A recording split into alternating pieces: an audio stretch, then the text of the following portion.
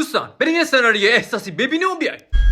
عزیزم کی اومدی؟ نیومده داره میاد. شما یکم بیشتر تلاش کنی زودتر میاد. برات یه چایی هم ریخته بودم. مگه بهش نگفتی کی رسیدی؟ پس چرا براش چای ریخته بودی؟ رفتم بیرون دیدم تشنمه، میدونستم برام چای ریختی. از کجا فهمیدی برات چای ریخته؟ خب تشنت بود بیرون آب میخوردی. بیام ازت یه چایی بگیرم بخورم. آشغال حیوان. چایش خیلی داغ بود. بازیگر خانم صورتشو از دست داد. سر قبر مادر من میخوای بیای خوشحال کنی؟ دا وکیلی نیا الهی بمیرم برات. الان یه جوری مثل سگ میزنمت که اون موقع مادرم بیاد سر قبرت خوشحالی کنه. داداش این لحن اصلا واسه تهدید نیست. این لحن در جای دیگه برای فضای خصوصی استفاده میشه. حالا مادرم من یه جوری میاد سر قبرت خوشحالی کنه کل میکشه سرت.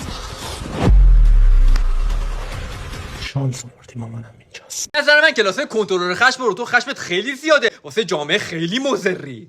مگر نمیدونستم با چی کار کنم. ماما دورت بگردم ماما، ببخشید تنات گذاشتم.